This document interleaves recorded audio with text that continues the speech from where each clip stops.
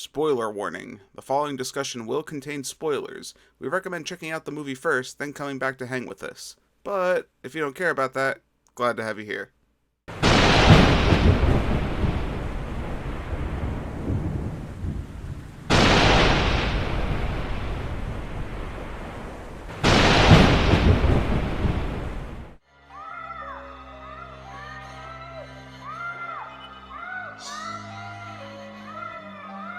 Jason. All right, everybody, welcome back to another episode of The Real Review. My name is Kevin. And I'm John. And we are The Real Movie Guys. Welcome to Real Terror Month, a series where we discuss movies that will send chills down your spine. On today's episode, we're going to be taking a look at The Strangers, Prey at Night. A family of four staying at a secluded mobile home park for the night are stalked and then hunted by three masked psychopaths. So, John, we had a difference of opinion in the last film. We could both agree we liked and disliked that movie for different reasons. And I'm curious to see if this is going to maybe have the same result. Because I really like this movie, too. I'm going to start right off the bat. I really enjoy this movie, but for a complete 180 of the reasons I enjoyed the last Strangers film. Interesting. So, John, let me ask you this. So, you didn't know much about this movie, I'm assuming, going into it, right? Because I know you were familiar with the previous one. You've watched it a few times. I've watched it a couple hundred times.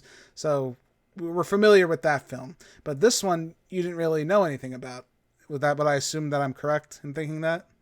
Yes, very correct. Okay, so what was your expectation going into this film? Honestly, I didn't really have much expectation going into it. I kind of just felt like Now, I was kind of in a way curious to see what they were going to do with the three characters again. right, so let me And ask. see if we found out more about them. Right, so were you expecting the same kind of film as the previous one? The same kind of slow burn, a home invasion story? Is that what you were expecting with this one? Yeah, I was definitely expecting more of that, yeah. Okay, so going into that and what you got, what do you think of this movie?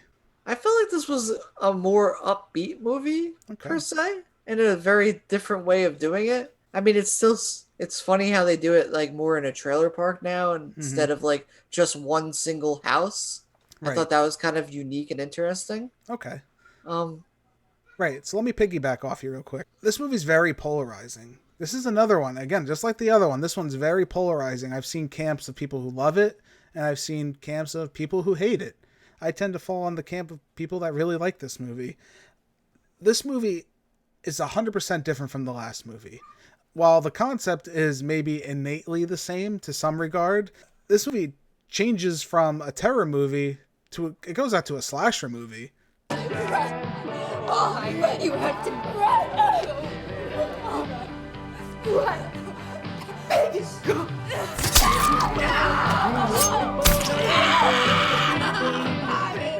They 180'd it. You know, they totally said, no, we're not going to do that stalking terror. We're going to do a little bit of that, but we're really going to go into the horror tropes, and we're going to lean heavy.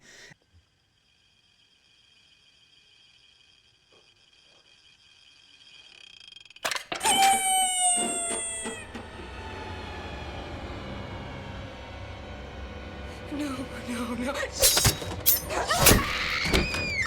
And this movie is literally an homage to 70s and 80s horror films. And you, of all people, should definitely see that now, especially having gone through Friday the 13th, all the references and shenanigans that this movie pays tribute to. yeah, definitely. It's got a lot of those in it. Right, and then it's crazy how much it pays to the past. I mean, even the opening credits show like a weird like 80s like vibe.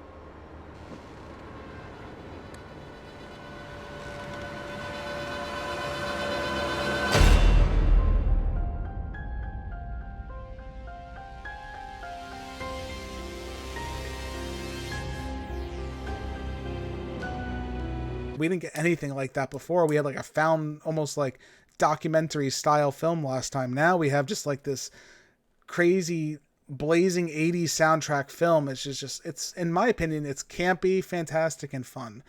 This movie blew away my expectations for what it was going to be. I thought it was just going to be, another of the same film, which wouldn't have been a bad thing.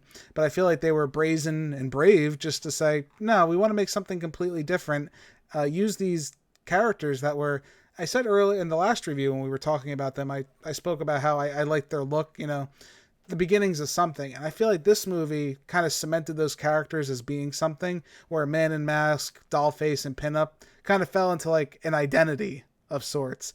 And they kind of blew up the creep factor for me a little bit. Murder. Hello, can anyone hear?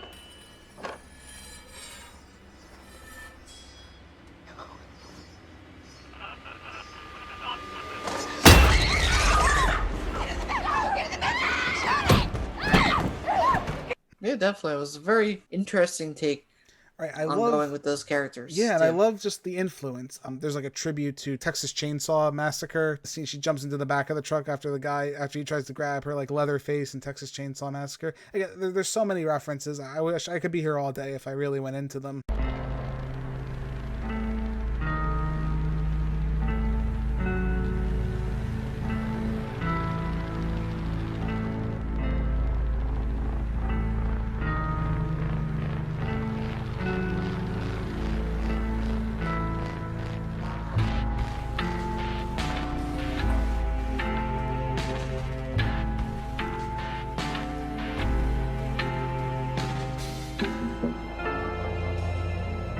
In this movie, it just feels like a greatest hits collection.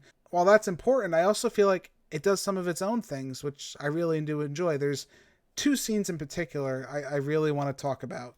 The first scene is the car scene. Now, the father of the group, he crashes his truck, and a tree goes through it and impales him, and he can't get out of the truck. Right, he's stuck in there. I really like this part, actually. Right, so he's stuck in the truck. He can't get out. He tells his son, "No, go out. You know, you got to get out of here and find your sister." So he leaves, and you just see in the background, you just see the man in the mask. Right.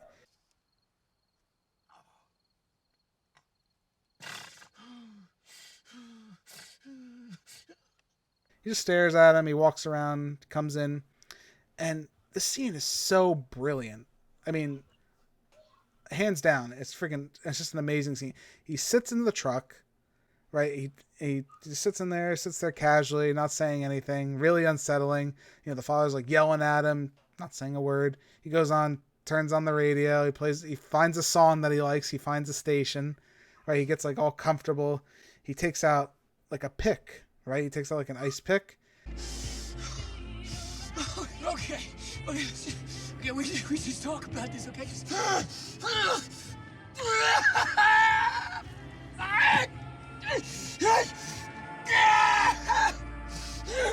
Motherfucker!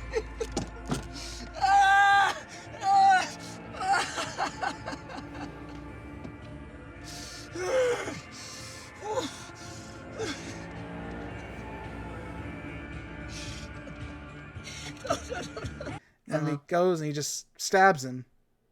And while that song's just playing in the background, it's so unsettling and uncomfortable.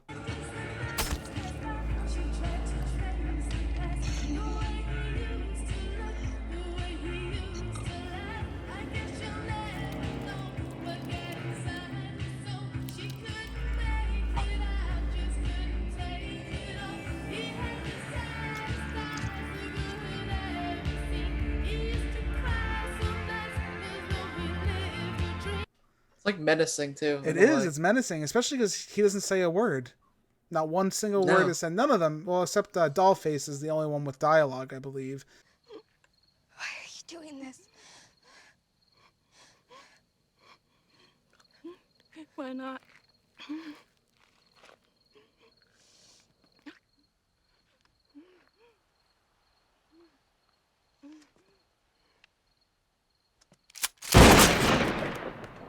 Yeah, it's just like, it's creepy as hell. That scene just really creeps me. It's hard to say, but I really think it's fantastic. There's also that one scene too, like in the beginning, where like she lays down next to the old man when he's sleeping after they kill the lady. Right. Oh.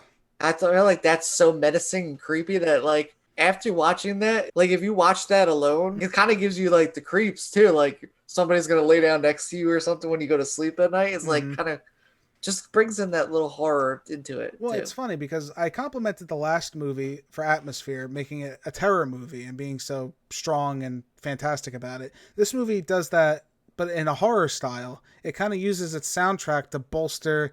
It uses these like really poppy 80s songs from people like Bonnie Tyler, Air Supply, Marilyn Martin, Mental as Anything, like that, bands like that and people like that, where they're like these poppy songs, but they're terrifying.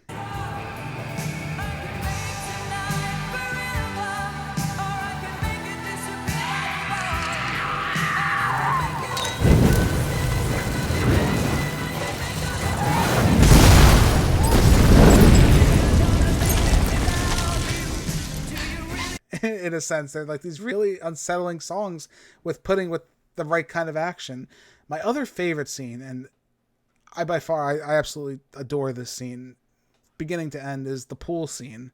So the son runs out into the pool area and he encounters pinup girl by the pool, and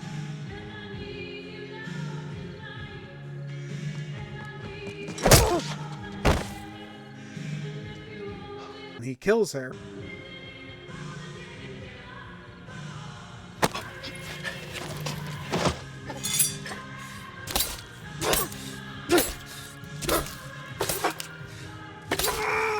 Right? And as soon as he does that, you hear Bonnie Tyler's song, Total Eclipse of the Heart, starts playing.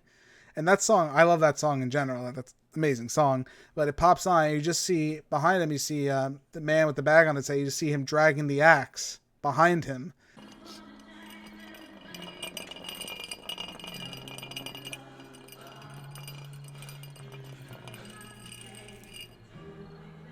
And he starts swinging at it, going crazy, and the kid's dodging. He's trying to get out of it. And then he takes Man in the Mask, and they go into the pool.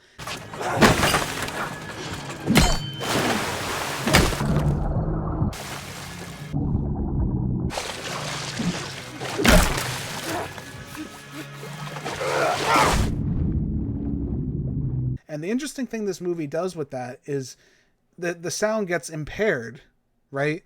Like whenever they go into the pool, it sounds distorted, and it's in and out, but you're hearing what they hear.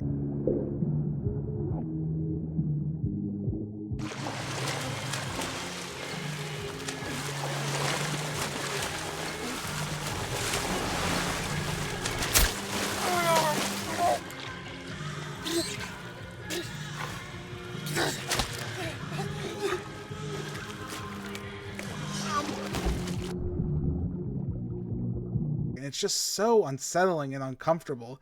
That scene is just beautifully shot.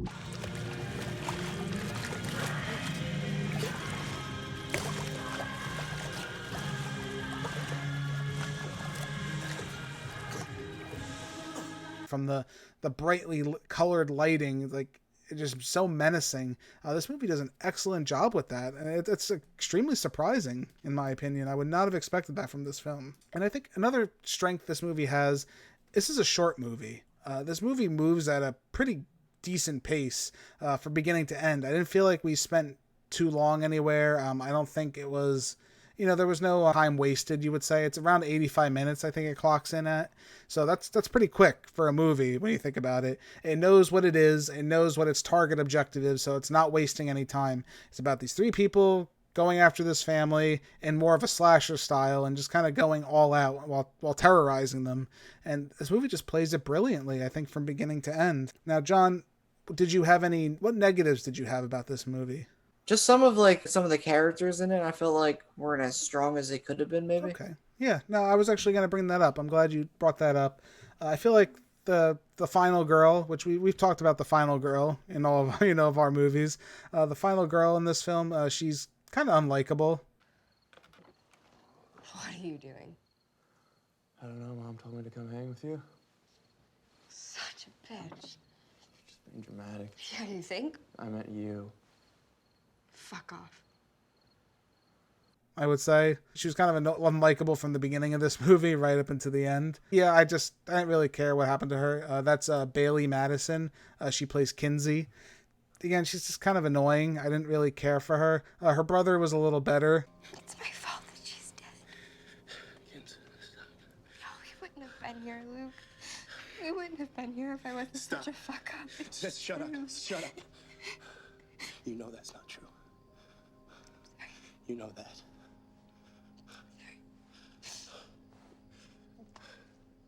was fine. You know what I mean? Like I said, maybe they weren't the most adored characters, but I guess it worked in a sense where I did care about their survival. Also, I'll say this movie is a little bit silly.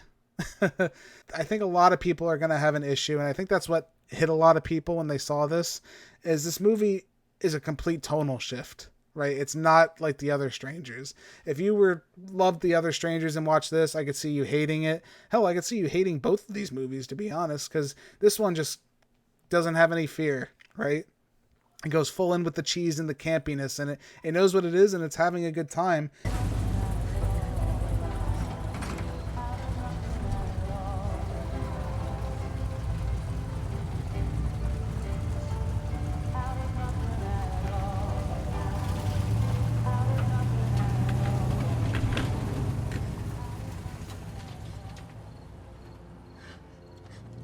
The difference is, I think it's extremely well executed. If you're looking for a good time, I definitely recommend throwing this on. I think this is another highly underrated movie, I'll say. It's not even just because I love the first movie. In all honesty, I probably shouldn't like this movie, but because of what it's trying to do and for my love of horror, I definitely appreciate the tactics they went through. I think we're about to give our final scores. I'm going to give The Strangers, Pray at Night, an A-. Leave us alone! But we've just started. I think this movie's enjoyable. I had a really good time with it. I didn't take it too seriously. The cheese factor was off the wall for me. I love it. I love its homage to the 70s, 80s horror classics. While it doesn't genre break anything, doesn't do anything relatively new, a couple cool standout kill scenes like really did it for me. And I made this is a good time. This movie's a good horror movie. If you just want to hang back and check it out, I completely recommend it. John, where do you stand with this movie? I give this movie a C. I told him to meet me Right. at the clubhouse. That's where he club. met me. I don't know. And there are these crazy people and they're trying to kill us!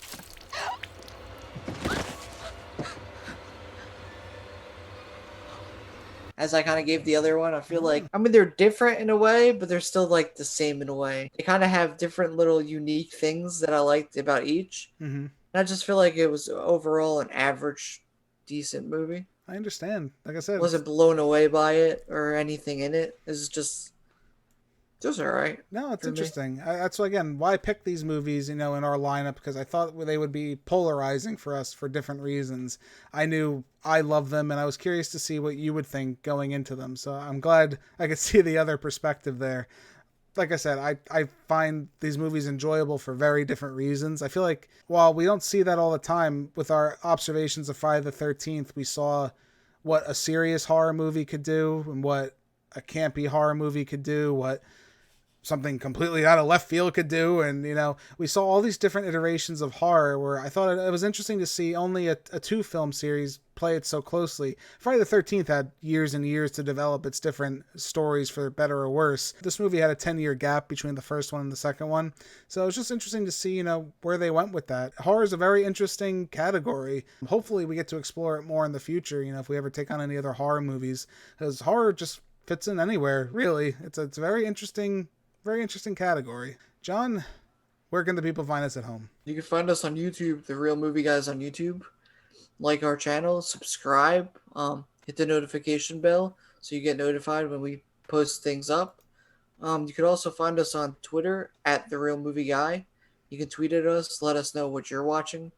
Let us know what some of your top maybe horror movies are that you like. Definitely. And let us know what you think about this and the last film. Were you a fan of The Strangers, or are you more of a fan of Pray at Night? Did you hate both? Did you dislike them like John? Did you love them like me? Let me know what you think. I'm really curious to see where the people stand with this. you can also find us on many podcasting platforms such as... Yes, for your listening pleasure, we are also available in podcast form at iTunes, Spotify, Anchor, Google Podcast Breaker, Radio Public, and Pocket Casts. Be sure to give us a listen at any of those fine places. If you already are right now, hey, we greatly appreciate it. Just search Real Movie Guys. We should pop right up. Thank you all again so much for joining us for this episode of The Real Review. My name's Kevin. This guy over here, he's John. We are The Real Movie Guys. Real guys, real movies, real thoughts, and don't worry, there are more scares to come as Real Terror Month continues. We'll scare you next time.